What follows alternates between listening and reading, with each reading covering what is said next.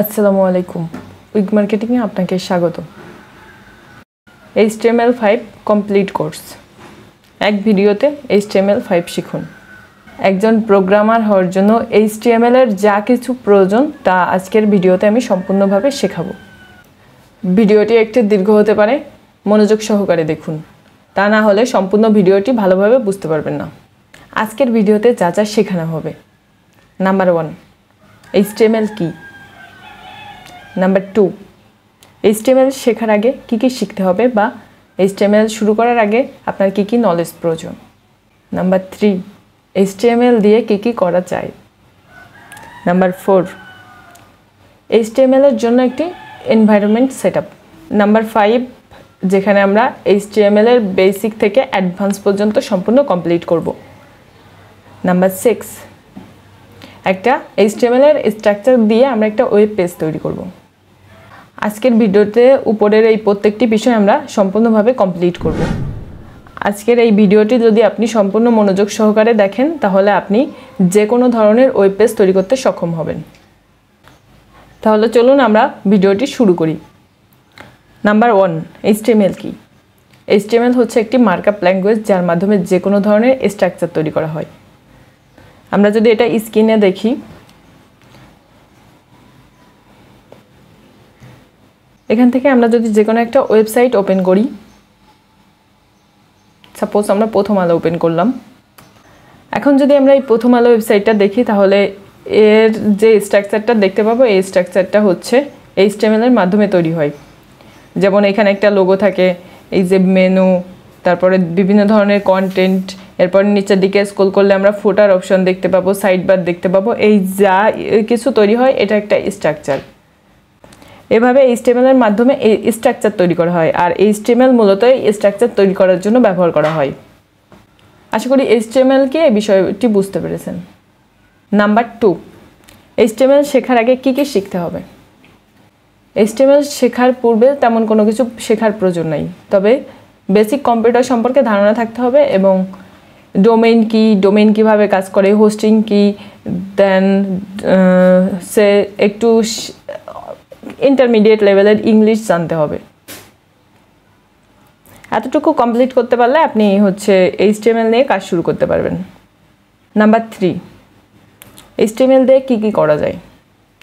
HTML দিয়ে যে কোনো ধরনের ওয়েব ডেভেলপমেন্ট করা যায়, মানে যে কোনো ধরনের ওয়েব পেজ তৈরি করা যায়, যে কোনো ধরনের ইন্টারনেট নেভিগেশন তৈরি করা যায়, এরপরে ওয়েব ডকুমেন্টেশন তৈরি করা যায় HTML এর মাধ্যমে। এছাড়াও বিভিন্ন ধরনের ডকুমেন্ট বা পেজ তৈরি করার ক্ষেত্রেও HTML ব্যবহার করা হয়। Number 4, HTML environment setup. HTML নিয়ে কাজ করার জন্য আমাদের যে একটা পরিবেশ দরকার, সেই পরিবেশটা আমরা এখন তৈরি করে নেব। তার জন্য আমাদের যে কোনো একটা কোড এডিটর প্রয়োজন। এখানে আপনি কোড এডিটর হিসেবে একেবারে শুরু থেকে নোটপ্যাড প্লাস প্লাস বা নোটপ্যাড ইউজ করতে পারেন, যে এখান থেকে নোটপ্যাড ইউজ করলে আপনি প্রত্যেকটা কোড লিখে লিখে আপনার এটা মনে রাখার জন্য সহজ হবে। আপনি যে কোনো ধরনের একটা কোড এডিটর ওপেন করবেন। এখানে আমি সাজেস্ট করব বিগিনারদের জন্য কোড এডিটর হিসেবে নোটপ্যাড ভালো, তবে VS কোড ইউজ করাই সবথেকে বেটার। আপনি প্রথম থেকে যদি VS কোড ইউজ করা শুরু করেন তাহলে এটা আপনার জন্য ভবিষ্যতে অনেক কাজে দিবে। HTML এনভায়রনমেন্ট সেটআপের জন্য আমরা প্রথমে একটা যে কোনো ফোল্ডার তৈরি করে নিব।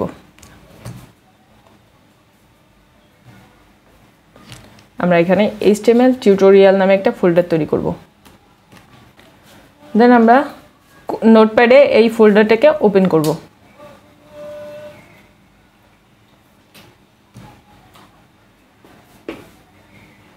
এটা আপনি এখান থেকে ওপেন ফোল্ডারে ক্লিক করেও ওপেন করতে পারেন, অথবা ড্র্যাগ ড্রপ করে এর ভিতর ছেড়ে দিতে পারেন।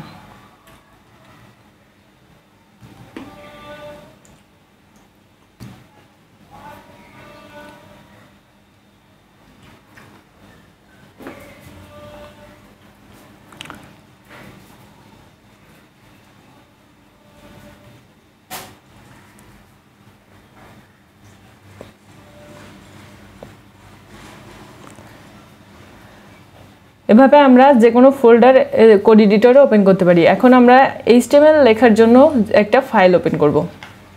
তার জন্য আমরা এখানে ক্লিক করব, দেন যে নাম দিবেন সেই নামে একটা ফাইল ক্রিয়েট করে নেবেন।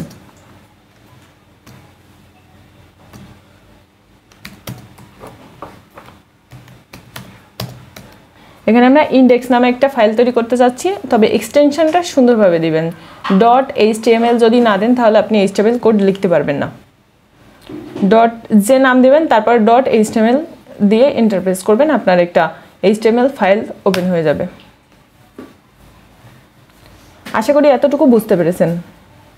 এখন VS কোড ইউজ করে যদি আপনি HTML প্র্যাকটিস করতে চান, তার জন্য আপনি কিছু এক্সটেনশন ইউজ করতে পারেন, যেটা আপনার কাজে খুবই হেল্প করবে। তার জন্য আপনি VS কোডের সাইড বারে যে এক্সটেনশন আছে এর উপর ক্লিক করবেন।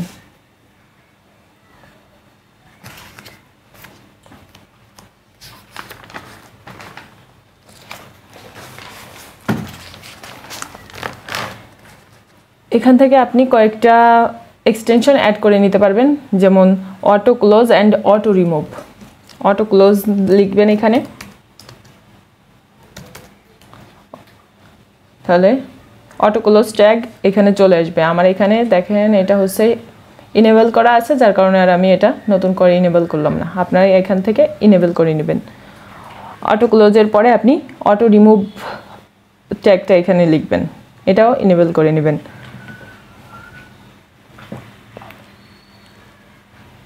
এরপরে হচ্ছে লাইভ সাপোর্ট নামে একটা এক্সটেনশন অ্যাড করে নেবেন। এরপরে লাইভ সাপোর্ট নামে একটা এক্সটেনশন অ্যাড করে নেবেন, যা আপনার কোডকে ভিউ করতে খুবই সাহায্য করবে। দেখেন এই যে লাইভ সাপোর্ট বা লাইভ সার্ভার চলে আসছে, এটা আপনার কোডের আউটপুট দেখতে সাহায্য করবে।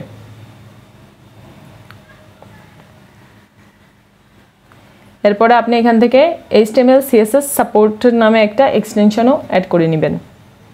কি কি এক্সটেনশন অ্যাড করতে হবে সেটা আমি ডেসক্রিপশন বক্সে অ্যাড করে দিব, সেখান থেকে আপনারা কপি করে নিতে পারবেন। আশা করি বুঝতে পেরেছেন কি করে একটা HTML এনভায়রনমেন্ট সেট আপ করতে হয়। Number 5, HTML basic. এই নাম্বার 5-এ আমরা দেখাবো যে HTML এর শুরু থেকে শেষ পর্যন্ত কি কি ব্যবহার করা হয় আর কি কি প্রয়োজন, আমরা কি কি এইখান থেকে ব্যবহার করে HTML পেজ তৈরি করতে পারি সে সম্পর্কে। তাহলে চলুন দেখে নিই যে আমরা প্রথমে কি করতে পারি। প্রথমে আমরা একটা HTML এর জন্য ফোল্ডার তৈরি করেছি, তার মধ্যে একটা ফাইল তৈরি করেছি যা আমাদের HTML লিখতে সাহায্য করবে। এরপর আমরা এক্সটেনশন থেকে লাইভ সার্ভার নামে একটা সার্ভার অ্যাড করেছি, যা আমরা এখান থেকে যদি মাউসের রাইট বাটন ক্লিক করি তাহলে আমরা এখানে লাইভ সার্ভার নামে ওপেন উইথ লাইভ সার্ভার দেখতে পাবো। এটা প্রেস করলে আমরা যে কোনো একটা ব্রাউজারে আমাদের এই লিঙ্কটা ওপেন হবে, এখান থেকে আমরা যে কোডটা লিখবো তার আউটপুট দেখতে পাবো। এখন যদি আমরা যে কোনো ধরনের কোড লিখি তাহলে পাশে যে আমাদের লাইভ সার্ভার ওপেন হয়েছে এখানে আমরা কোডগুলো দেখতে পাবো।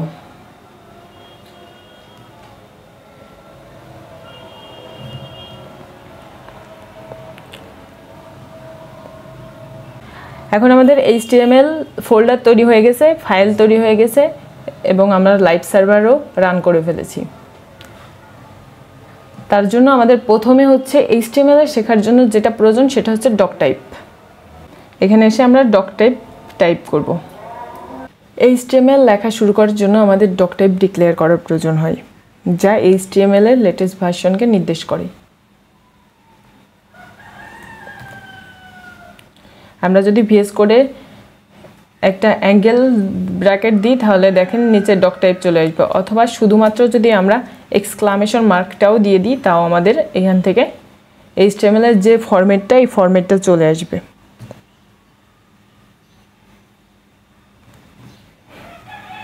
এটা হচ্ছে HTML এর মূল যে স্ট্রাকচারটা সেই স্ট্রাকচারটা চলে আসছে। দেখেন HTML5 নির্দেশ করার জন্য ডক টাইপ, দেন হচ্ছে HTML এই ল্যান হচ্ছে ল্যাঙ্গুয়েজ নির্ধারণ করার জন্য, এরপরে হেডার সেকশন, দেন বডি সেকশন, আর এখানে HTML শেষ। এটা হচ্ছে একটা HTML এর মূল স্ট্রাকচার। এই স্ট্রাকচারের মধ্যেই যে কোনো ধরনের ওয়েব পেজ তৈরি হয়। এখানে হেডারের মধ্যেও আমাদের বিভিন্ন ধরনের টাইটেল, মেটা এগুলো সেট আপ করতে হয়। আমরা এই HTML বেসিকের মধ্যেও HTML এর যত ট্যাগ আছে সব ট্যাগের ব্যবহারগুলো দেখব।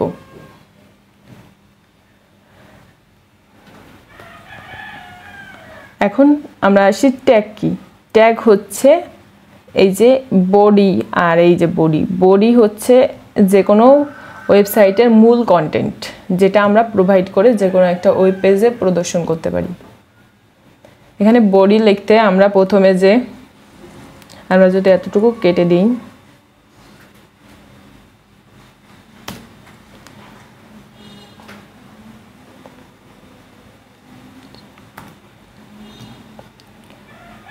আমরা যদি বডি সেকশনটা কেটে দিই এখান থেকে, এবার হচ্ছে আমরা যদি এখানে বডি লিখে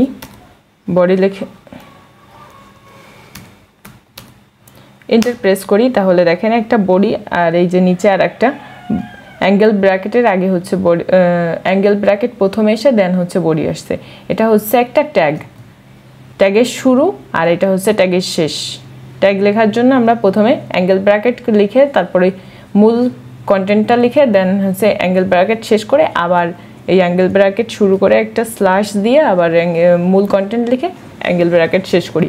এটাকে বলা হয় স্টার্টিং ট্যাগ, এটা হচ্ছে এন্ডিং ট্যাগ। যে কোনো কন্টেন্ট লেখার জন্য আমাদের ট্যাগটা খুবই গুরুত্বপূর্ণ। ট্যাগের মধ্যে যে কন্টেন্টটা আমরা লিখব সেই কন্টেন্ট সেই ট্যাগটাকে ডিক্লেয়ার করবে। তাহলে বুঝাইতে পারছি যে ট্যাগ কি। এই ট্যাগ হচ্ছে HTML এর মূল যে স্ট্রাকচারটা, এই স্ট্রাকচারটা তৈরি করতে সাহায্য করে।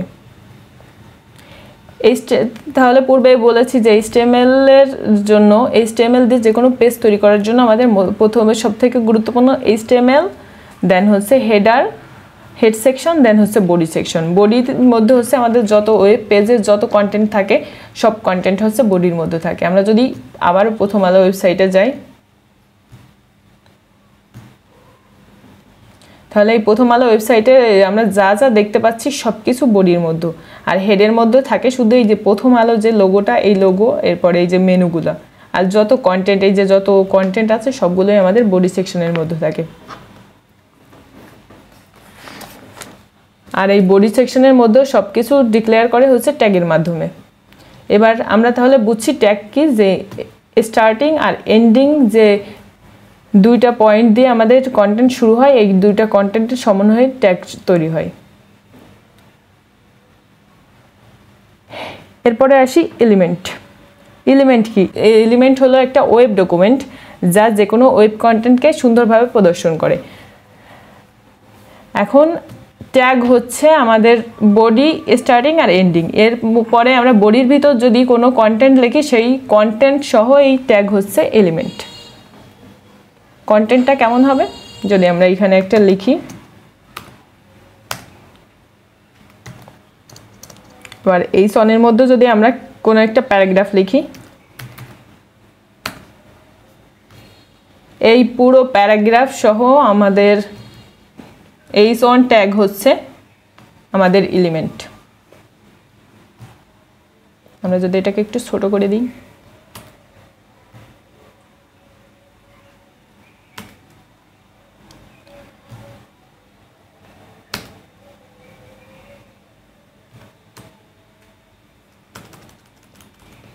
তাহলে এটা এইচঅন শুরু করে এইচঅন শেষ পর্যন্ত যা কিছু আছে সব কিছু একটা এলিমেন্ট। তাহলে এখানে বোঝা গেল যে এলিমেন্ট কি আর ট্যাগ কি। এরপর আসি আমরা অ্যাট্রিবিউট নিয়ে। অ্যাট্রিবিউট হচ্ছে ট্যাগের এক্সট্রা যে ফিচার, সেটা হচ্ছে অ্যাট্রিবিউট। ট্যাগ কি সেটা আমরা জেনেছি, এখন ট্যাগের এক্সট্রা ফিচার বলতে কি বোঝাই। আমরা যদি এই এইচঅনই লিখছি, এইচঅনের মাধ্যমে আমরা যে কোনো একটা এইচঅন হেডার নির্দেশ করে, যা আমরা কিছুক্ষণ পরে জানবো। এই হেডারের মধ্যে যদি আমরা আরও এক্সট্রা কিছু দিতে চাই, তাহলে আমরা কি করতে পারি, অ্যাট্রিবিউট ইউজ করতে পারি। অ্যাট্রিবিউট ইউজের জন্য আমরা এখানে কি করতে পারি, আমরা এই যে এইচঅনের ভিতর যে কন্টেন্টটা আছে, এই কন্টেন্টকে আমরা একটু এক্সট্রা ফিচার কি দিতে পারি, স্টাইল করতে পারি। আমরা যদি অ্যাট্রিবিউটটা একটু বিস্তারিতভাবে বুঝতে চাই, তাহলে অ্যাট্রিবিউট হচ্ছে ট্যাগের এক্সট্রা যে ফিচার। এই এক্সট্রা ফিচার কিভাবে অ্যাড করে, এই এক্সট্রা ফিচার হচ্ছে এইচঅন দ্বারা আমরা একটা হেডার নির্দেশ করছি, যা কিছুক্ষণ পরে আমরা বুঝবো যে হেডিং বা হেডার কি। কিন্তু এখন আমরা দেখি যে এক্সট্রা ফিচার কি করে অ্যাড করতে হয়। এইচঅন, আমরা যদি এইচঅনে স্টাইল অ্যাড করি, এখানে স্টাইল স্বরূপ আমরা কালার অ্যাড করতে পারি।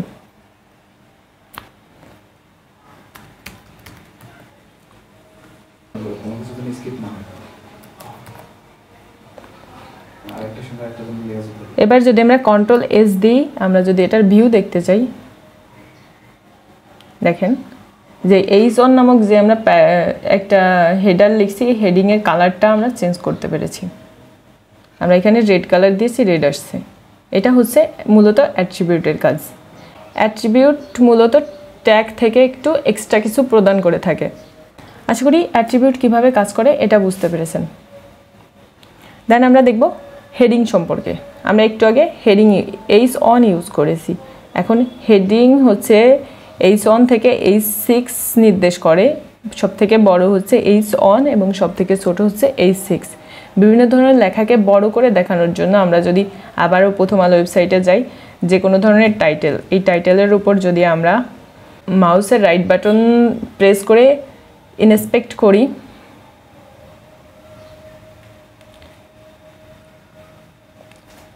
তাহলে আমরা এখানে যে কোনো ধরনের বড় লেখাকে H1 হিসেবে এটা নির্দেশ করে। যে কোনো একটা ওয়েব পেজে একটা H1 ট্যাগ থাকে।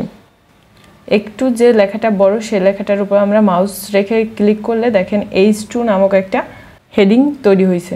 এই উপজেলা পরিষদ নির্বাচন এটা হচ্ছে H2-তে করা হয়েছে, যার কারণে এটা অন্যান্য যে লেখা থেকে, স্বাভাবিক লেখা থেকে এটাকে একটু বড় দেখাচ্ছে। এই যে কোনো লেখাকে বড় করে দেখানোর জন্য আমাদের হেডিং ট্যাগ ইউজ করা হয়। সবথেকে বড় লেখা দেখানোর জন্য H1 ব্যবহার করা হয়। আমরা যদি এটা একটু দেখতে চাই, তাহলে আমরা প্রথমে এটা কপি করলাম,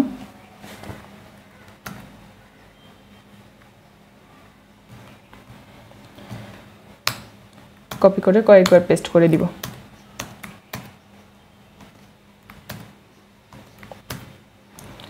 এবার যদি আমরা এর ট্যাগগুলো চেঞ্জ করি, 2 দিলাম। এটা হচ্ছে যদি আপনি ভিএস কোডে কাজ করেন তাহলে এটা প্রথমটা চেঞ্জ করার সাথে সাথে অটোমেটিক্যালি দ্বিতীয় মানে স্টার্টিং ট্যাগ চেঞ্জ করার সাথে সাথে অটোমেটিক্যালি এন্ডিং ট্যাগও চেঞ্জ হবে। অন্যান্য যদি কোনো কোড এডিটর ব্যবহার করেন, যেমন নোটপ্যাড বা নোটপ্যাড প্লাস প্লাস, সেক্ষেত্রে আপনাকে ম্যানুয়ালি করে নিতে হবে। এটা হচ্ছে ভিজুয়াল কোড ইউজ করার একটা এক্সট্রা সুবিধা। আমরা এটাকে প্রত্যেকটাই চেঞ্জ করে নিব।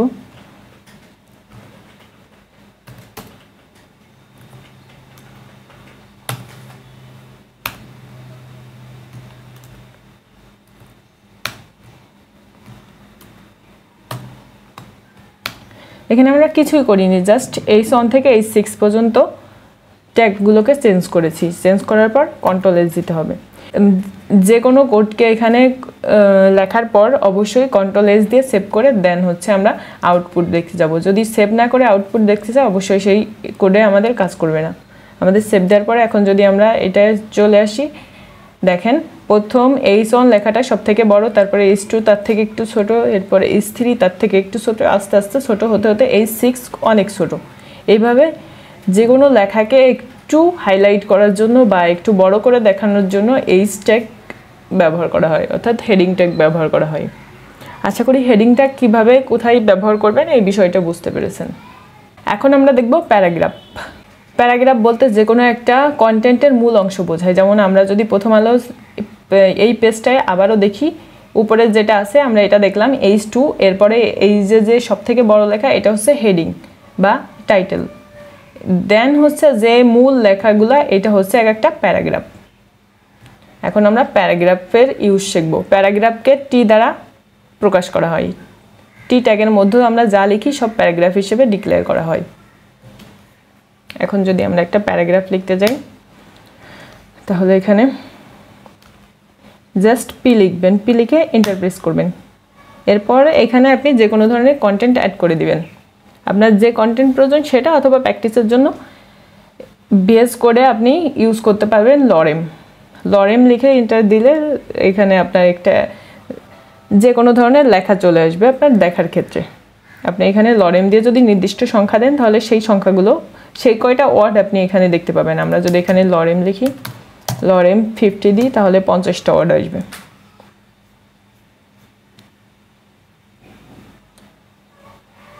এবার যদি এটাকে আমরা সেভ করে ব্রাউজারে যাই, দেখেন এই যে একটা প্যারাগ্রাফ চলে এসেছে। এটা হচ্ছে প্যারাগ্রাফ। যে কোনো লেখা আপনি শো করানোর জন্য পি ট্যাগের মধ্যে যা ইনপুট করবেন সেটা একটা প্যারাগ্রাফ। আশা করি যে কোনো প্যারাগ্রাফ ওয়েব পেজে কীভাবে ডিক্লেয়ার করতে হয় সেটা বুঝতে পেরেছেন। এরপরে আমরা দেখব যে বিআর ট্যাগ, মানে এই যে প্যারাগ্রাফটা আমরা লিখেছি, এই প্যারাগ্রাফটা আমাদের ওয়েব পেজের মধ্যে ছড়িয়ে ছিটিয়ে আছে অনেক জায়গায়। আমরা চাচ্ছি এটাকে লাইন বাই লাইন নিচে 5-6টা লাইন করে নিতে, মানে প্রত্যেকটার মধ্যে একটা স্পেস দিতে, প্রত্যেক লাইনের ভিতর বা কয়েক লাইন পরে একটা স্পেস দিতে। এই স্পেসগুলো আমরা কিভাবে দিব? এই স্পেস দেওয়ার জন্য আমরা যদি আবার যাই, আমরা এই স্পেস দেওয়ার জন্য যে ট্যাগটা ইউজ করি সেটা হচ্ছে বিআর ট্যাগ। যে কোনো লেখার মাঝখানে আপনি ভিএস কোডে যখন কোড করবেন তখন বিআর দিবেন, অথবা অন্য কোথাও কোড করতে গেলে আপনার অ্যাঙ্গেল ব্র্যাকেট স্টার্ট করে বিআর দিয়ে অ্যাঙ্গেল ব্র্যাকেট শেষ করবেন। এটার কোনো এন্ডিং ট্যাগ নেই, বিআর ট্যাগের কোনো এন্ডিং ট্যাগ ইউজ করা হয় না। এখন বিআর ট্যাগ দিয়ে যদি আপনি এটাকে সেভ করেন, আবার যদি ব্রাউজার ওপেন করেন, দেখেন যে বিআর ট্যাগ আমরা যেখানে ইউজ করেছি সেখানে একটা স্পেস নিয়ে নিছে অটোমেটিক্যালি। এভাবে আপনি আপনার প্যারাগ্রাফকে ডেকোরেট করে নিতে পারবেন বিআর ট্যাগের মাধ্যমে। বিআর ট্যাগ ব্যবহার করা হয় HTML4-এ। বিআর ট্যাগের অল্টারনেটিভ হিসেবে আমরা প্রি ট্যাগ ব্যবহার করতে পারি। আমরা এই প্যারাগ্রাফটাকে একটু ডেকোরেট করি।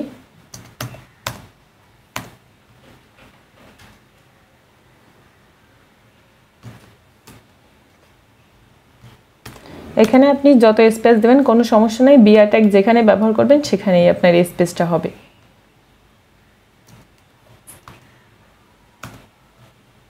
আমি এখানে ভিএস কোডে দেখার জন্য সুবিধার্থে একটু স্পেস ব্যবহার করছি।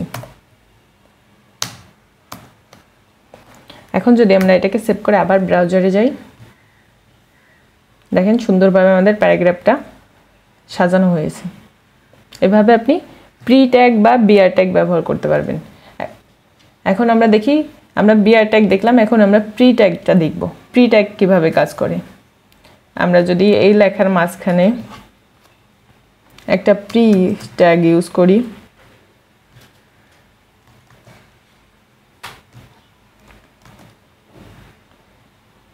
আমরা এতটুকু লেখা নিব, প্রি ট্যাগের মাঝে যদি আমরা এই ট্যাগটা লেখাটাকে দিই, প্রি মানে হচ্ছে পূর্বে যে ফরম্যাট ছিল সেই ফরম্যাটে আমাদের লেখাগুলো হবে। মানে আমরা যদি এখানে 10টা স্পেসও দিয়ে দিই, সেই 10টা স্পেস আমাদের এই প্রি ট্যাগে শো করবে। যদি আমরা এখন এটাকে কপি করি, অথবা আমরা এখানে আমরা কয়েকটা এন্টার দিয়ে দিলাম, এন্টার দিয়ে মাঝখানে ফাঁকা করে দিলাম, ফাঁকা করে যদি সেভ দিই, দেন আমরা যদি আউটপুট দেখতে যাই, দেখেন কোনো পরিবর্তন হয়নি। এবার আমরা এই প্রি ট্যাগটা এখানে ব্যবহার করব।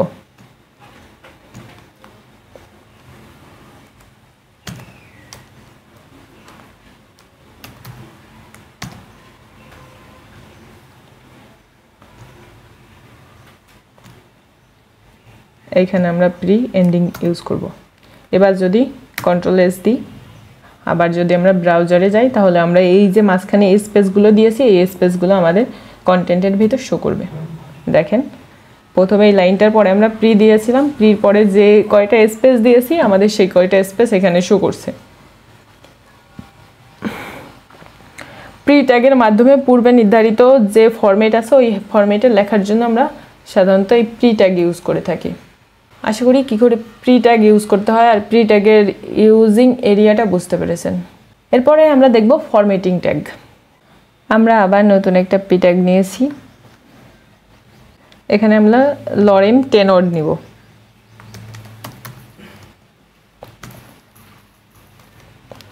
এই লরেম টেনরের মধ্যে আমরা হচ্ছে ফরম্যাটিং ট্যাগটা দেখব। ফরম্যাটিং ট্যাগের মধ্যে রয়েছে বোল্ড, স্ট্রং, ইটালিক, তারপরে এমফ্যাসিস। আমরা এই ট্যাগগুলোর ব্যবহার দেখব। প্রথমে দেখব বোল্ড, অর্থাৎ যে কোনো একটা লেখাকে বড় করে দেখা। যদি আমরা এই লেখার মধ্যে এই ডলারটাকে বড় করে দেখতে চাই, তাহলে আমরা প্রথমে ডলারটাকে একটু কপি করে নিই, কপি করে কাট করলাম, দেন হচ্ছে বি দিব। এই বি ট্যাগের দুই স্টার্টিং আর এন্ডিং ট্যাগের মাঝখানে আমরা এই ডলারটাকে দিব। দেন এটাকে আমরা সেভ করে যদি ব্রাউজারে যাই, দেখেন ডলার লেখাটা অন্য লেখা থেকে অনেকটা মোটা অক্ষরে লেখা হয়েছে। এটা হচ্ছে বোল্ড ট্যাগের ব্যবহার। বোল্ড ট্যাগ লেখার জন্য আমরা বি ইউজ করি। এখন দেখব আমরা স্ট্রং। স্ট্রং হচ্ছে এটাও মোটা করে লেখার জন্য, তবে বোল্ড বি ইউজ করা হয়েছে HTML ভার্সন 4-এ, আর HTML ভার্সন 5-এ ব্যবহার করা হয় স্ট্রং। এবার যদি আমরা সেম কাজটা আমরা বি ট্যাগ বাদ দিয়ে স্ট্রংয়ে করি, তার জন্য আবার আমাকে ডলারটাকে কপি করতে হবে। মূলত হচ্ছে যে লেখাটা আমরা দিব এই লেখাটা আমাদের এই স্ট্রং ট্যাগের মাঝে থাকবে।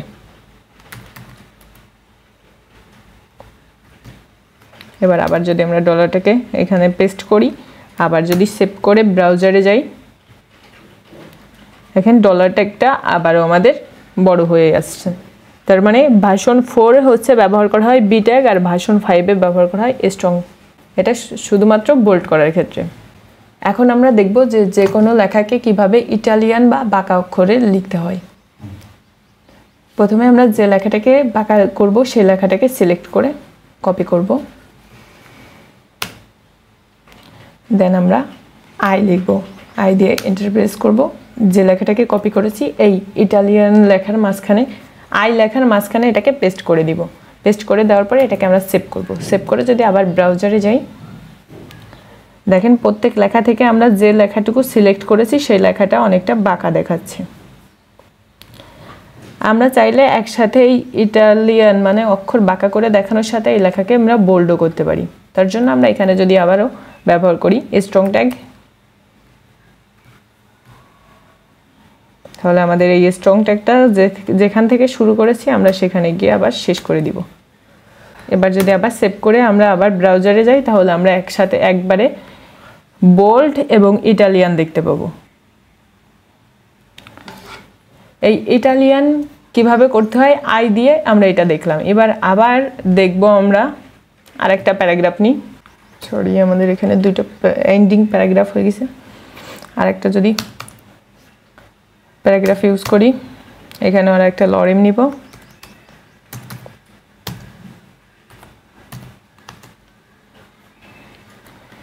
এবার দেখব আমরা যে ভার্সন 5-এ কি করে ইটালিয়ান করা হয়। আমরা এই লেখাটুকুকে ইটালিয়ান করব ভার্সন 5-এ, HTML ভার্সন 5-এ। তার জন্য এটাকে কপি করলাম। এখানে আমরা ইম ব্যবহার করব।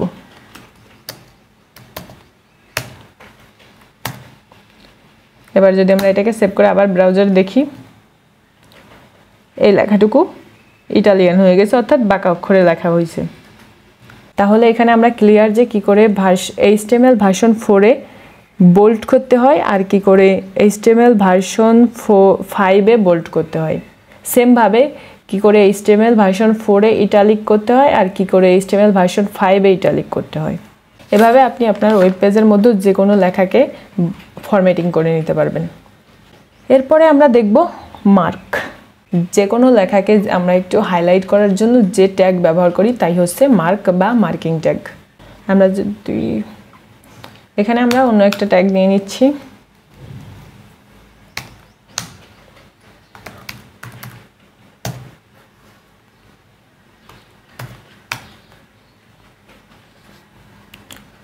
এখন আমরা এই লেখার মধ্যে প্রথম লেখাটুকুকে মার্ক করব।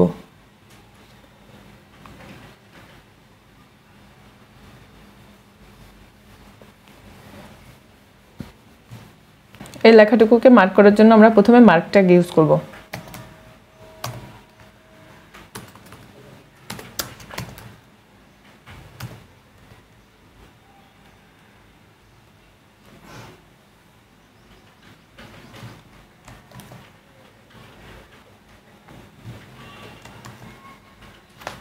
এবার এই মার্ক ট্যাগের ভিতর যদি আমরা এটা দিই, দেন সেভ করি, আবার যদি ব্রাউজারে যাই, দেখেন আমাদের এই লেখাটা মার্কিং হয়ে গেছে।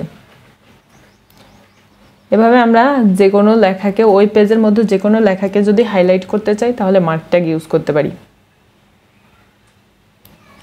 পেজটা অনেক বড় হয়ে গেছে, এখন আমরা পেজটাকে একটু ছোট করার জন্য কমান্ড ইউজ করতে পারি, এইচটিএমএল কমান্ড।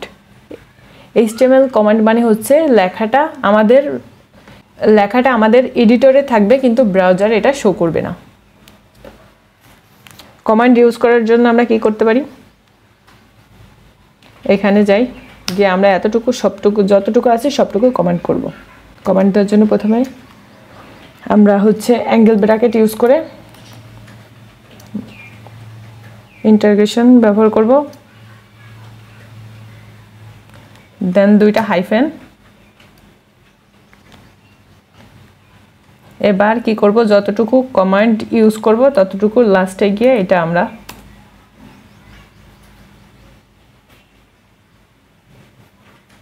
এখানে এই কমান্ডটা দিতে যাচ্ছি। দেখেন আমাদের এতটুকু কমান্ড হয়ে গেছে। এবার যদি আমরা আবার সেভ করে ব্রাউজারে যাই, আমরা এই মাঝখানে বডির মাঝখানে যত লেখা কোনো কিছুই দেখতে পাবো না, আমাদের পেজটা পুরো ফাঁকা। এভাবে এইচটিএমএল এর মধ্যে যে কোনো কিছু কমেন্ট করে আপনি পরবর্তীতে ব্যবহার করার জন্য রেখে দিতে পারেন।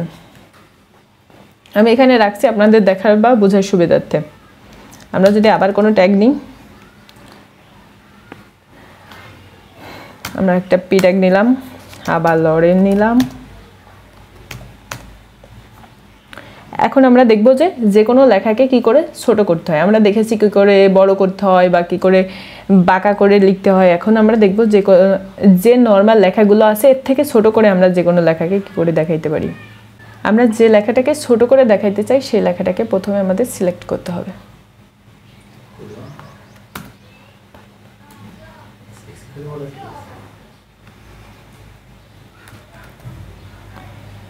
যে লেখাটাকে আমরা ছোট করে দেখাইতে চাই এই স্মল ট্যাগের মাঝে আমাদের এই ট্যাগটা ইউজ করতে হবে। দেন আমরা যদি এটা সেভ করে আবার ব্রাউজারে যাই, প্রত্যেক লেখা থেকে যতটুকু আমরা সিলেক্ট করে স্মল ট্যাগের ভিতরে দিয়েছি ততটুকু ছোট দেখাচ্ছি। এভাবে আপনি আপনার প্রয়োজনের বিভিন্ন লেখাকে বড় লেখার মাঝে ছোট করে প্রদর্শন করতে পারেন।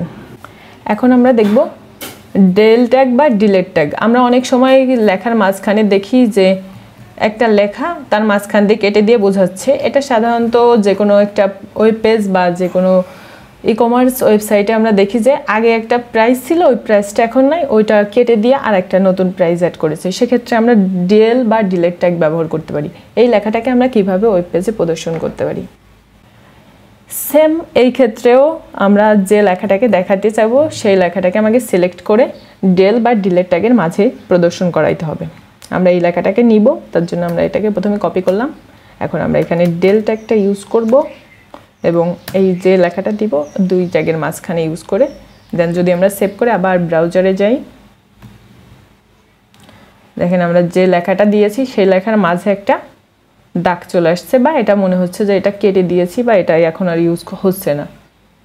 এরকম কোনো লেখা প্রদর্শনের জন্য আমরা ডেল বা ডিলেট ট্যাগ ব্যবহার করে থাকি।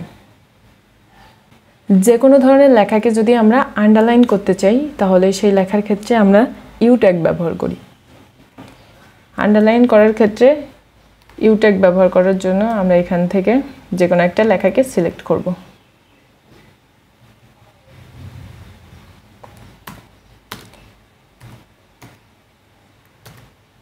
আবার যদি আমরা এটাকে সেভ করে ব্রাউজারে যাই, তাহলে আমাদের সিলেক্টকৃত যে লেখাটা এটা নিচে একটা আন্ডারলাইন হয়ে গেছে। এভাবে আপনি ওয়েব পেজের মধ্যে আন্ডারলাইন তৈরি করে নিতে পারবেন। আর এই ইউ ব্যবহার করা হয়, এই ইউ ব্যবহার করে HTML4 এ আন্ডারলাইন করা হয়। HTML5 এ আন্ডারলাইনের ক্ষেত্রে আমরা ব্যবহার করি ইন্স। এখন আমরা ইন্স ব্যবহার করে দেখব এতটুকুর ক্ষেত্রে।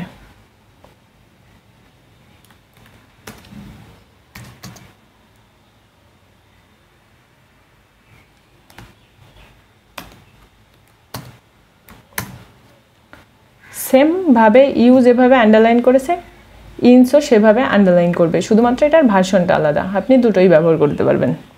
আমরা বিভিন্ন সময় লেখার ক্ষেত্রে দেখি যে কোনো একটা লেখা স্বাভাবিকভাবে যাচ্ছে, তার উপরে একটা, যেমন আমরা যদি অঙ্কের সূত্র লিখতে যাই, যেমন a স্কয়ার বা b স্কয়ার উপরে লেখা হয়। এই উপরে লেখার ক্ষেত্রে আমরা কি ব্যবহার করি? সুপ বা সুপারস্ক্রিপশন। এই লেখাটাকে আমরা কিভাবে লিখতে পারি?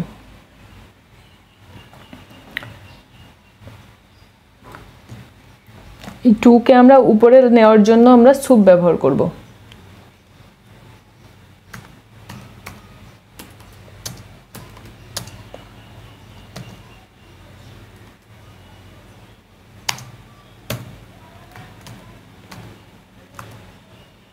এবার যদি আমরা এই 2টাকে এই সুপের মাঝে ইউজ করি,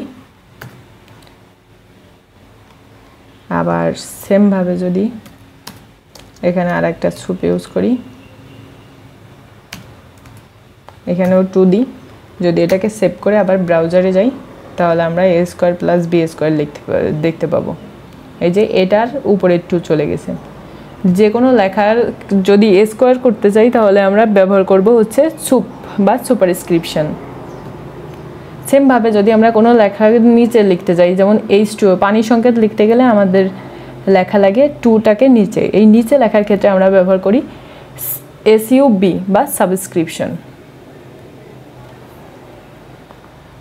সেক্ষেত্রে যদি আমরা এটাকে ব্যবহার দেখি,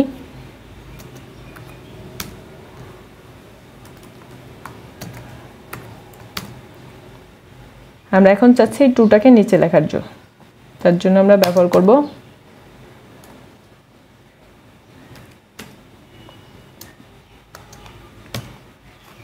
SUB।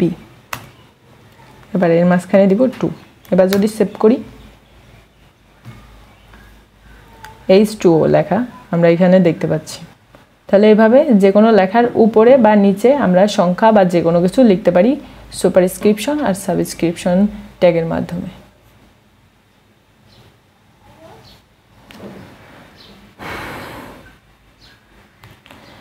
আমরা অনেক সময় বিভিন্ন ধরনের উক্তি বা কোটেশন দেখে থাকি। এই কোটেশন লেখার ক্ষেত্রে HTML এর কোটেশন ট্যাগ ইউজ করা হয়। এই কোটেশন ট্যাগ হচ্ছে ব্লক কোট। এই কোটেশন ট্যাগ হচ্ছে ব্লক কোড। আমরা এখানে একটা পি ট্যাগ নিব। পি ট্যাগ নিয়ে কয়েকটা উপর থেকে আমরা কয়েকটা লাইন কপি করি।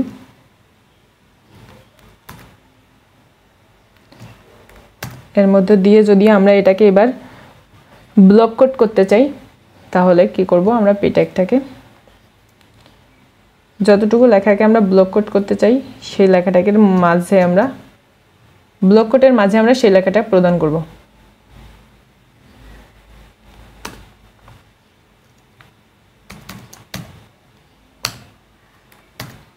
এবার যদি আবার সেভ করে ব্রাউজারে যাই, এই ব্লক কোডটা যে কোনো নর্মাল লেখা থেকে বা যে কোনো প্যারাগ্রাফ থেকে এটার স্টাইলটা অনেকটা চেঞ্জ আসবে, কোটেশনের মতো করে আসবে। আপনি কোনো কোটেশন লিখতে গেলে ব্লক কোড ইউজ করতে পারেন। ব্লক কোড ইউজ করা হয় যে কোনো বড় কোটেশনের ক্ষেত্রে। এবার যদি আমরা যে কোনো একটা 1 বা 2 সেন্টেন্সের কোটেশন লিখতে চাই তাহলে আমরা লিখব হচ্ছে কিউ ট্যাগ বা শর্ট কোটেশন। শর্ট কোটেশনের মাধ্যমে আমরা 2-1 লাইনের বা ছোট কোনো কোড প্রদর্শন করতে পারি। এখন যদি আমরা এখান থেকে একটা লাইন নিয়ে এই 1 লাইনের কোটেশন দেখার জন্য আমরা কিউ ট্যাগ ইউজ করে কোটেশন দেখব বা শর্ট কোটেশনকে কীভাবে ব্যবহার করা হয় সেটা দেখব।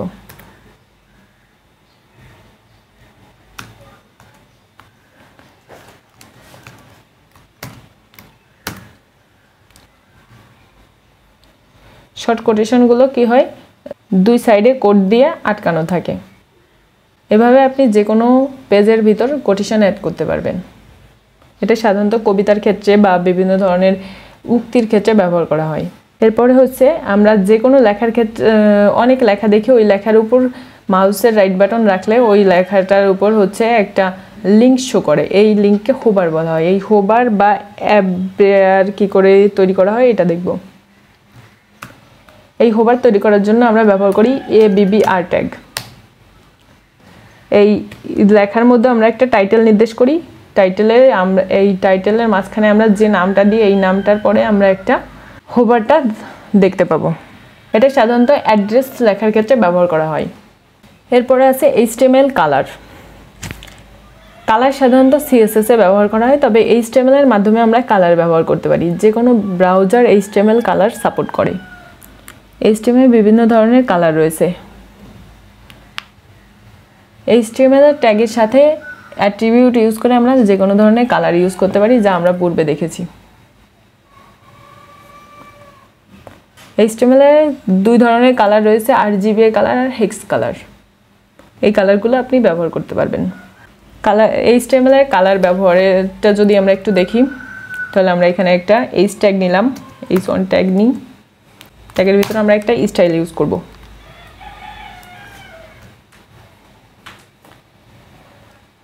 স্টাইলের মধ্যে আমরা একটা ব্যাকগ্রাউন্ড ইউজ করব, মানে আমরা ব্যাকগ্রাউন্ড কালার সেট করতে যাচ্ছি। ব্যাকগ্রাউন্ড কালার থেকে এখান থেকে আমরা যে কোনো একটা ব্লু কালার সেট করলাম। এরপরে এখানে একটা আমরা কোন কন্টেন্টের কালারটা চেঞ্জ করতে চাচ্ছি, কন্টেন্টের নামটা দিব। আমরা দিলাম এখানে HTML টিউটোরিয়াল। এবার যদি এটাকে সেভ করে ব্রাউজারে দেখি, তাহলে আমাদের ওই HTML টিউটোরিয়ালের কালারটা ব্লু হয়ে যাবে, ব্যাকগ্রাউন্ড কালারটা। সাধারণত কালার আমরা সিএসএস এ ব্যবহার করে থাকি, সেক্ষেত্রে আপনি এখানে HTML এরও কালার ইউজ করতে পারবেন। এখান থেকে শুধু আপনি ব্যাকগ্রাউন্ড কালার না, যে কোনো ধরনের কালার, ফন্ট কালার বা টেক্সট কালার, যে কোনো কালার চেঞ্জ করে নিতে পারবেন। আশা করি HTML কালার ব্যবহার বুঝতে পেরেছেন।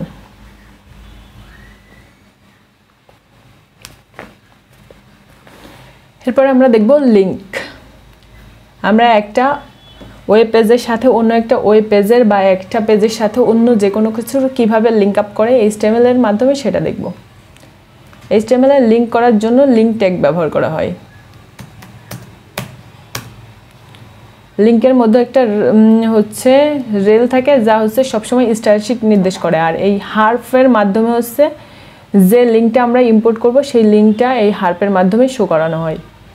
এই হার্পের মাঝে আমরা যে কোনো একটা লিঙ্ক তৈরি করতে পারি। এখন যদি আমরা এখান থেকে একটা ব্রাউজারে গিয়ে আমরা এই প্রথম আলোর এই লিঙ্কটা কপি করি, এরপরে আমরা এই হার্ফের মধ্যে এই লিঙ্কটা সেট করে যদি এটাকে সেভ করি, এটার মাধ্যমে আমরা প্রথম আলোকে এই ওয়েব পেজের সাথে সেট করাইতে সক্ষম হয়েছি বা লিঙ্ক আপ করাইতে সক্ষম হয়েছি। এই লিঙ্কের মাধ্যমে আমরা HTML এর সাথে CSS বা JS যে কোনো ধরনের ফাইলকে অ্যাটাচ করতে পারি, যার মাধ্যমে যে আমরা অন্য একটা CSS ফাইল করলাম, সেই CSS ফাইল HTML এর সাথে কিভাবে অ্যাটাচ হবে, এই লিঙ্কের মাধ্যমে।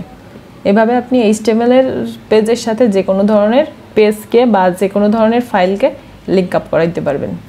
এখন আমরা দেখব যে ইমেজ ট্যাগের ব্যবহার। আমরা প্রত্যেকটা ওয়েব পেজ ওপেন করলেই দেখি বিভিন্ন ধরনের ইমেজ শো করে। এই ইমেজগুলো কীভাবে সেট করা হয়, ইমেজ শো করানোর জন্য আমরা ইমেজ ট্যাগ ব্যবহার করি। ইমেজ ট্যাগ লেখার জন্য IMG ব্যবহার করা হয়। এই সোর্সের মধ্যে হচ্ছে ব্যবহার করা হয় ইমেজের কোথায় অবস্থান করছে, ইমেজের লোকেশনটা। যদি আমরা এখানে একটা ইমেজ ফোল্ডার করি আর ইমেজের এই ফোল্ডারের মধ্যে কয়েকটা ইমেজ রাখি, এখন আমরা এই লোকেশনটা এইখান থেকে নির্দেশ করব যে এখানে একটা ইমেজ ফোল্ডার আছে, ইমেজ ফোল্ডারের মধ্যে আমার এই ইমেজটা আছে, এই ইমেজটাকে আমি এখানে ডিক্লেয়ার করতে চাই। আর এইখানে ALT দিয়ে হচ্ছে অল্টারনেটিভ বোঝাই, অল্টারনেটিভ টেক্সট।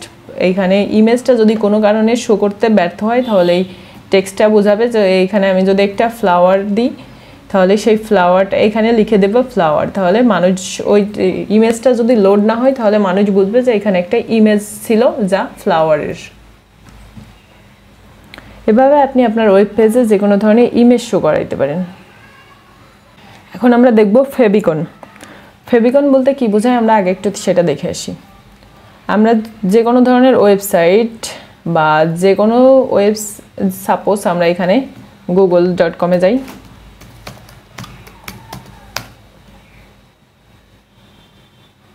google.com গেলে এখানে এই যে গুগলের একটা লিঙ্ক আমরা যেখানে আমি মাউস রাখছি, মাউসের কার্সর পয়েন্ট ঘুরছে, এখানে আমরা লেখার পাশে একটা লোগোর মতো দেখতে পাচ্ছি, এটাকে বলা হয় ফেভিকন। এটা প্রত্যেকটা ওয়েবসাইটে আছে, দেখেন প্রথম আলোতেও আছে। এই ফেভিকন কি করে তৈরি করা হয় বা সেট করা হয় এটা আমরা দেখব।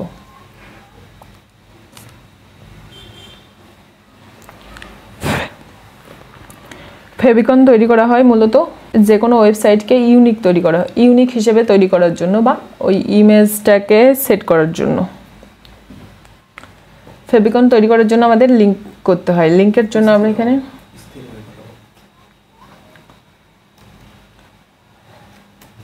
ফেভিকন তৈরি করার জন্য আমাদের এখানে লিংক প্রয়োজন।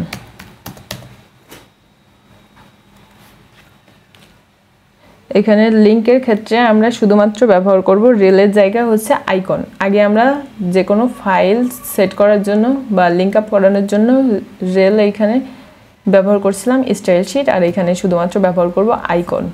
ফেভিকন অ্যাড করার জন্য আমরা লিংক ব্যবহার করব। লিংকের ক্ষেত্রে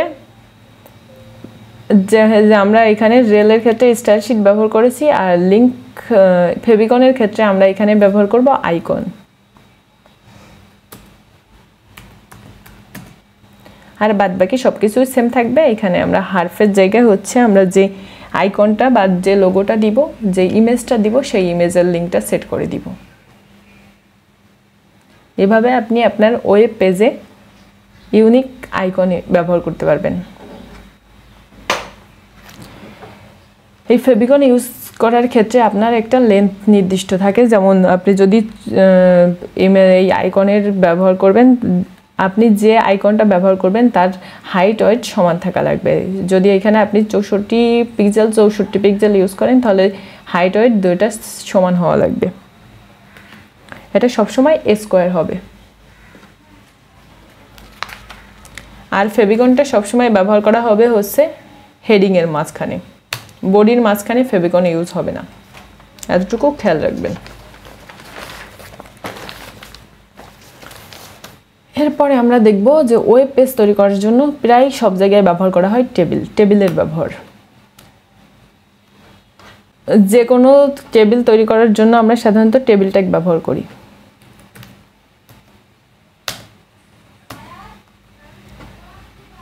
টেবিল ট্যাগের মধ্যে আমরা ব্যবহার করি টেবিল রো বা টেবিলের যে রো কলাম আছে এই রোগুলো ব্যবহার করি টেবিলকে ডেকোরেট করার জন্য।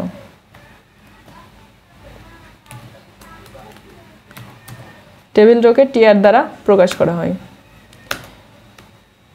এবার টেবিল রোর মধ্যে থাকে টেবিলের হেডার। টেবিলের হেডারকে আমরা টিএইচ দিয়ে প্রকাশ করি। আর টেবিলের হেডারের থেকে এর মাঝে হচ্ছে আমরা ব্যবহার করি টেবিল ডাটা টিডি। এই টেবিল ডাটার মতো আমরা যা লিখি সেটা আমাদের টেবিলে শো করে। এবার যদি আমরা এখানে লিখি টেবিল হেডারে লিখব নেম, টেবিলের এখানে যদি আমরা যে কোনো একটা নাম দিই,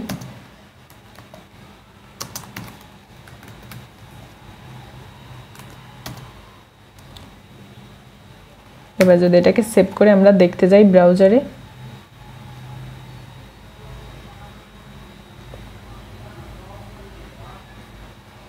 দেখেন টেবিল হেডারটা একটু বড় অক্ষরে লেখা হয়েছে আর নেমটা একটু ছোট অক্ষরে লেখা হয়েছে। আমরা যদি কয়েকটা পরপর সাজাই নিই, আমরা কয়েকটা টেবিল হেড দিব, নেম,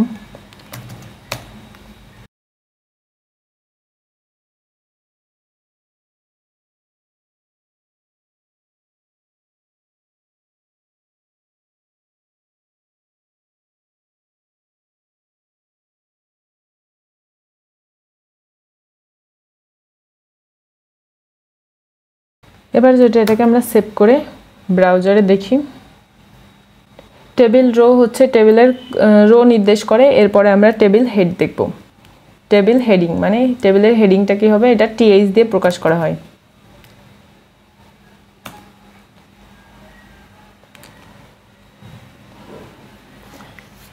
টেবিল হেডিং এর মধ্যে আমরা এখানে মান্থ লিখলাম। এই তারপরে আরেকটা টেবিল হেডিং নিলাম,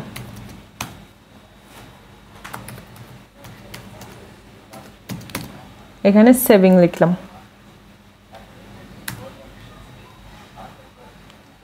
এই টেবিল রোটা শেষ, আরেকটা টেবিল রো নিব, আবার একটা টেবিল হেড নিব, এখানে একটা টেবিল ডাটা নিব, মানে প্রথম মান্থে আমরা কি করেছি, মান্থ হচ্ছে জানুয়ারি,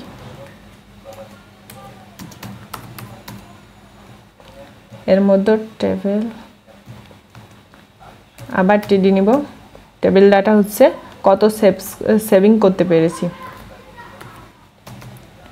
এখন যদি এটাকে আমরা সেভ করি, সেভ করে যদি ব্রাউজারে যাই, তাহলে আমরা মান্থ আর টেবিল, এখানে আমাদের কিছু বর্ডার ইউজ করতে হবে। বর্ডার তৈরি করার জন্য আমরা সিএসএস ব্যবহার করতে পারি। এইভাবে যে কোনো টেবিল তৈরি করা যায়।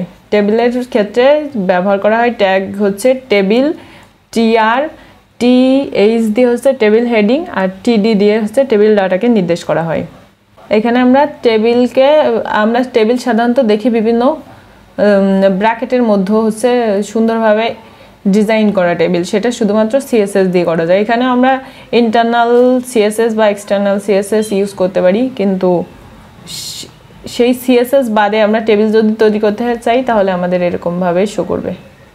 আশা করি টেবিলটা কী করে এইচটিএমএল এ ব্যবহার করতে হয় এটা বুঝতে পেরেছেন। এখন আমরা দেখব লিস্ট। আমরা বিভিন্ন সময় বিভিন্ন লিস্ট তৈরি করি, তাহলে লিস্ট সম্পর্কে অবশ্যই আমাদের ধারণা আছে। এখন আমরা দেখব সেই লিস্ট কী করে এইচটিএমএল এ তৈরি করতে হয়।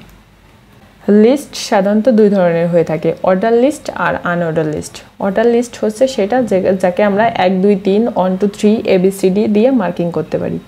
আর আনঅর্ডার লিস্ট যেটা আমরা কোনো কিছু দিয়ে মার্কিং করতে পারি না, ডট বা পয়েন্ট দিয়ে নির্দেশ করি। এখন আমরা দেখব আনঅর্ডার লিস্ট কী করে তৈরি করা হয়। আনঅর্ডার লিস্ট তৈরি করার জন্য আমরা ইউএল ট্যাগ ব্যবহার করি। এবার এখানে আমরা কয়েকটা নাম লিখব। আমরা কয়েকটা ফলের নাম লিখি।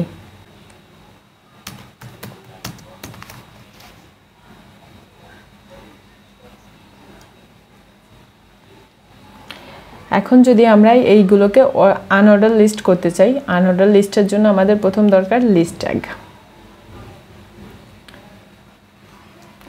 লিস্টকে সাধারণত এলআই দিয়ে প্রকাশ করা হয়।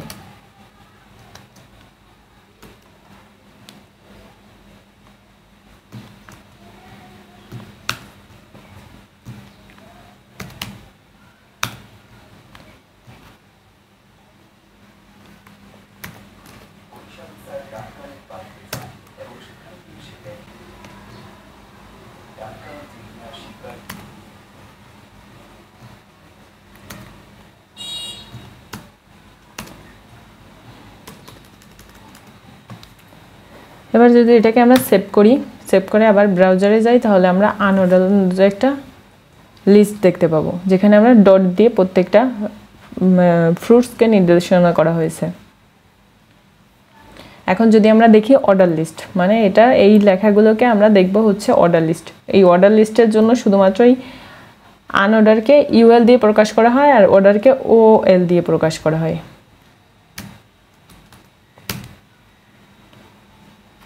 শুধুমাত্র ওএল চেঞ্জ করে, মানে ইউ চেঞ্জ করে ও ইউজ করব, দেন আমরা এটাকে সেভ করে আবার যদি ব্রাউজারে যাই তাহলে আমরা অর্ডার দেখতে পাবো। দেখেন 1 2 3। এভাবে আপনি লিস্ট তৈরি করতে পারবেন, সেটা হোক অর্ডার অথবা আনঅর্ডার। এখন আমরা দেখব যে এইচটিএমএল এ কী করে ব্লক এলিমেন্ট বা যে কোনো একটা পুরো লাইন নিয়ে নিতে পারে সেই এলিমেন্ট ট্যাগ কী করে তৈরি করতে হয়। ব্লক এলিমেন্ট তৈরি করার জন্য আমরা দুই ধরনের ট্যাগ অ্যাট্রিবিউট ইউজ করি। এটা হচ্ছে আইডি অথবা ক্লাস। এখানে আমরা এইচন নামক একটা ট্যাগ নিই।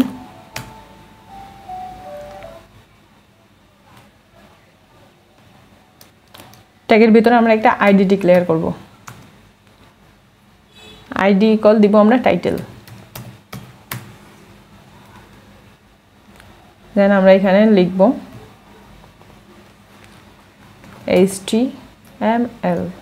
HTML5। এবার আবার সেমটা আমরা কপি করব। কপি করে আমরা নিচে আবার পেস্ট করব। এখানে আইডির জায়গায় ইউজ করব ক্লাস।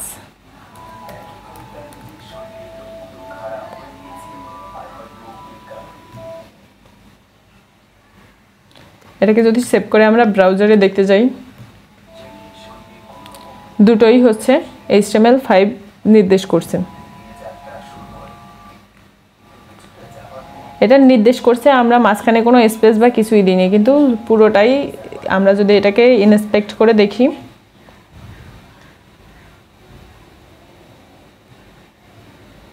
পুরো লাইনটাই নিয়ে নিছে। এভাবে আইডি বা ক্লাস ইউজ করে যে কোনো ব্লক এলিমেন্ট তৈরি করা যায়।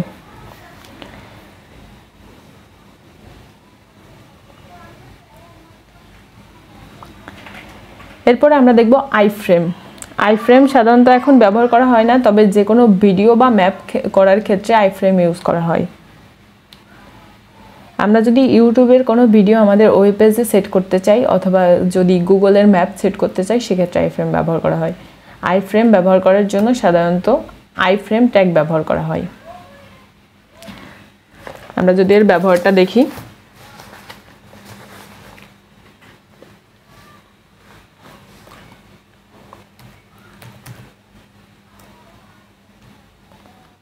আমরা যদি কোনো একটা ইউটিউব ভিডিওতে গিয়ে আমরা ওই লিঙ্কটা কপি করি,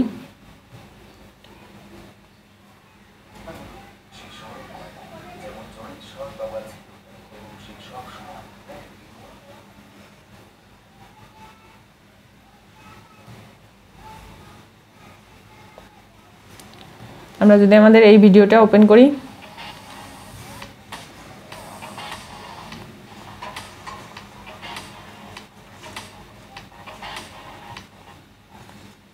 এখান থেকে ভিডিওর লিঙ্কটা যদি নিই, আজকে টিউটোরিয়ালের মাধ্যমে এই ভিডিওর লিঙ্কটা যদি আমরা কপি করে আইফ্রেমে সেট করতে চাই, তাহলে প্রথমে আমাদের লিঙ্কটা এখানে সেট করে দিতে হবে।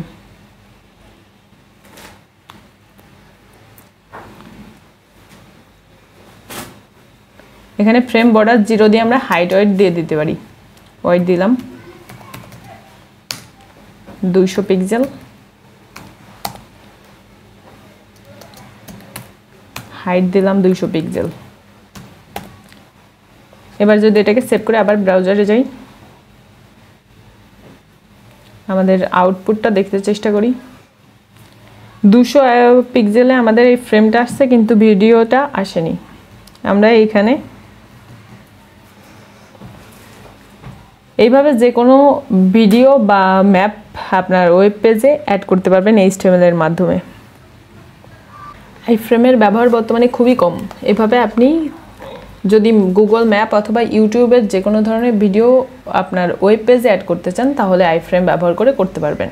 এরপরে HTML করার জন্য আপনার ফাইল পাথটা জানা খুবই জরুরি। ফাইল পাথ বলতে আমরা যে ফোল্ডার তৈরি করেছি HTML টিউটোরিয়াল, এর মাঝে যে ফাইল আছে, এই ফাইলের প্রত্যেকটা পাথ ঠিকভাবে আপনি যদি লিঙ্ক আপ না করতে পারেন, তাহলে আপনি অন্য যে কোনো ফাইল আপনার HTML এর সাথে সম্পূর্ণভাবে লিঙ্ক আপ করতে সক্ষম হবেন না। সেক্ষেত্রে আপনি কোড করতে গেলে বিভিন্ন ধরনের সমস্যার সম্মুখীন হবেন। তার জন্য আপনাকে এই HTML শেখার সময়েই ফাইল পাথটা বুঝে নিতে হবে। এখানে যদি আমরা একটা ফাইল করি,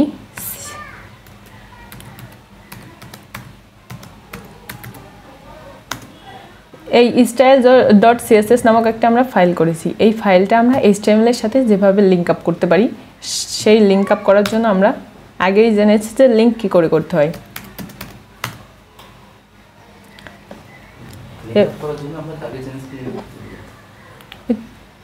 এই লিঙ্ক আপ করার জন্য আমরা প্রথমে ফাইল পাথটা দেখব। ফাইল পাথ আমাদের এই CSS ফাইলটা আছে আমাদের HTML যে ফোল্ডারে আছে, এই ফোল্ডারের মধ্যেই। তাহলে আমাদের এক্সট্রা কোনো ডট দিতে হচ্ছে না, বা যে কোনো কিছু কোনো বাইরের ফোল্ডার আনার জন্য প্রথমে একটা ডট, দেন হচ্ছে স্ল্যাশ ইউজ করতে হয়। কিন্তু আমাদের এখানে বাইরের কোনো ফোল্ডার নাই, আমাদের সরাসরি এখানে আমাদের HTML ফাইল যেখানে আছে CSS ফাইলও সেই ফোল্ডারের মধ্যে আছে বলে আমরা ডট স্ল্যাশ দিলে সবগুলো ফাইল চলে আসবে। যদি বাইরের ফাইল হতো তাহলে এই ডট স্ল্যাশ দিয়ে আপনি ওই ফাইলটাকে খুঁজে পাইতে পারেন।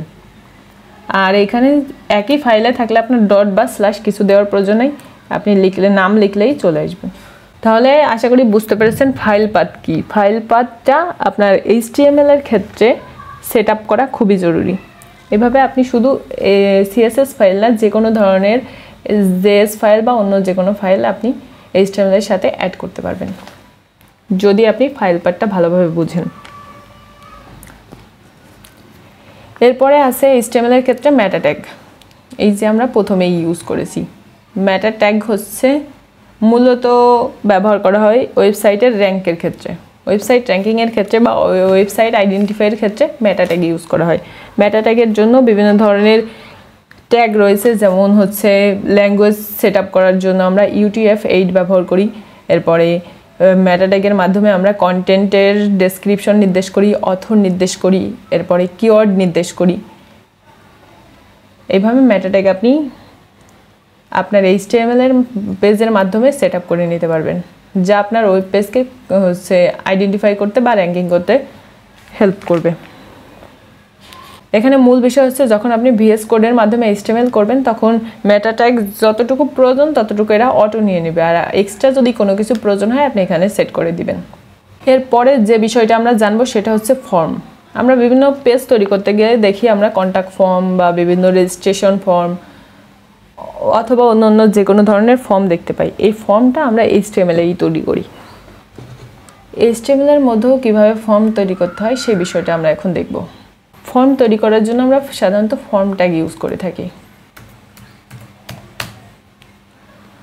ফর্ম ট্যাগের মধ্যে অ্যাকশনটা থাকে। অ্যাকশন হচ্ছে মূলত আপনি এইটা কী কাজে ব্যবহার করবেন সেটা নির্দেশ করে। এর মধ্যে থাকে কয়েকটা ইনপুট টাইপ। ইনপুট টাইপ বলতে আমরা ফর্ম ব্যবহার করব কিসের ক্ষেত্রে? যদি আমরা ইমেইলের ক্ষেত্রে ব্যবহার করি তাহলে ইনপুট টাইপ হবে ইমেইল। যদি আমরা একটা তৈরি করি,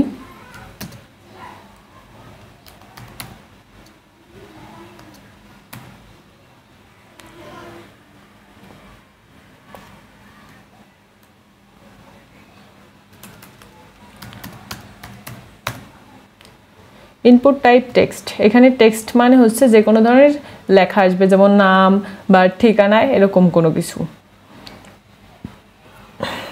যেখানে আমরা ইনপুট টাইপ টেক্সট দিব সেখানে নাম বা যে কোনো টেক্সট লেখা আসবে।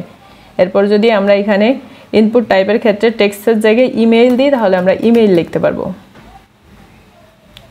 এরপরে যখন আমরা পাসওয়ার্ড সেট করতে চাইবো তখন এখানে আমরা পাসওয়ার্ড দিব। পাসওয়ার্ড মানে হচ্ছে সেই লেখাটা ডট ডট দিয়ে আসবে বা শো করবে না।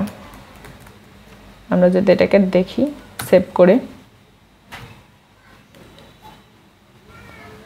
এই যে একটা বক্স তৈরি হয়েছে, বক্সের মধ্যে আমরা এখন যা লিখবো ডট ডট দেখাবে। দেখেন, আমরা যদি উপরে একটু কমেন্ট করে দিই,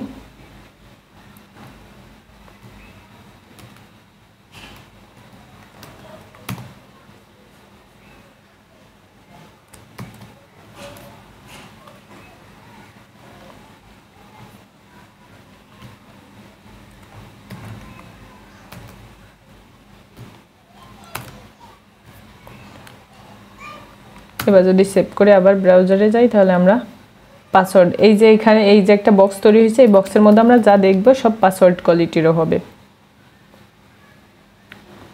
সেমভাবে আমরা যদি এই ইনপুট টাইপের ক্ষেত্রে সাবমিট দিই তাহলে একটা সাবমিট বাটন আসবে। এটা আবার যদি সেভ করি সাবমিটে চলে আসবে। এখানে ক্লিক করে আপনার যে ফর্মটাকে সাবমিট করতে পারবেন। এরপরে যদি আমরা বিভিন্ন ধরনের অপশন সিলেক্ট করতে চাই বিভিন্ন সময়, যে আমরা সাপোজ একটা স্টুডেন্ট যদি রেজিস্ট্রেশন করতে চায় কোনো কিছুতে, সেক্ষেত্রে সে সাবজেক্ট চয়েস দিতে পারে। সেখানে সে চেক মার্ক করার জন্য চেকস বক্স ব্যবহার করা হয়। এখানে ইনপুট টাইপ হবে চেক বক্স। কন্ট্রোল-S দেই।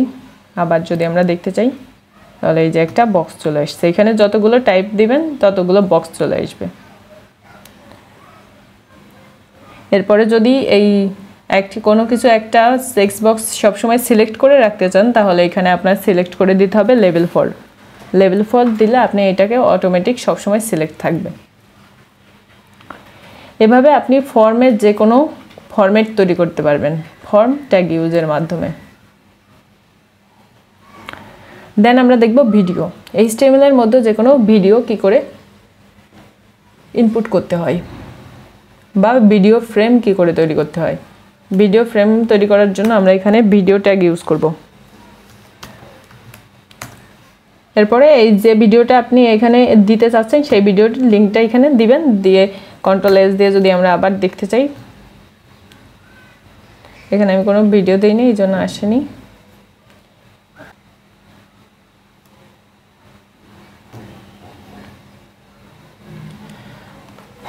ভিডিও ট্যাগের মাধ্যমে আপনি যে কোনো ধরনের ভিডিও আপনার ওয়েব পেজে শো করাইতে পারবেন। সেম যদি কোনো অডিও দিতে চান তাহলে অডিও ট্যাগ ইউজ করবেন। এই অডিও ট্যাগের সোর্সের মধ্যে আপনার অডিও ফাইলটি ইনপুট করলে আপনি এই অডিওটা ওয়েব পেজে শো করাইতে পারবেন। HTML এর যত ধরনের ট্যাগ ছিল আমরা প্রত্যেকটা ট্যাগের ব্যবহার সম্পূর্ণভাবে দেখলাম। এই ট্যাগগুলো ব্যবহার করেই HTML এর যে কোনো ধরনের ওয়েব পেজ তৈরি করা হয়। আশা করি উপরের কোনো বিষয় বুঝতে আপনার সমস্যা হয়নি। যদি কোনো ট্যাগ বা কোনো বিষয় কোনো ব্যবহার বুঝতে সমস্যা হয় অবশ্যই কমেন্টে জানাবেন, আমরা যথাযথভাবে উত্তর দেওয়ার চেষ্টা করব। এত সময় আমরা যে বিষয়গুলো আলোচনা করলাম এটি HTML এর সম্পূর্ণ কোর্সের অন্তর্ভুক্ত, অর্থাৎ বিগিনার টু অ্যাডভান্স লেভেলের সবার জন্য এই কোর্সটি। HTML এর এই কোর্সের মধ্যে কোনো টপিকই বাদ দেওয়া হয়নি, কিন্তু আপনি এর অ্যাডভান্স কোনো ইউজিং এরিয়া থাকলে সেটা প্র্যাকটিসের মাধ্যমে কভার করতে পারবেন। HTML5 এর বাইরে কোনো টপিক বা ট্যাগ কিছুই নাই। এরপরে আপনার মনে রাখার জন্য শুধু প্র্যাকটিস করতে হবে। আর যদি কোনো সমস্যা হয় অবশ্যই কমেন্টে জানাবেন, আমরা আপনাকে সাহায্য করব। এত সময় উইগ মার্কেটিংয়ের সাথে থাকার জন্য আপনাকে অসংখ্য ধন্যবাদ।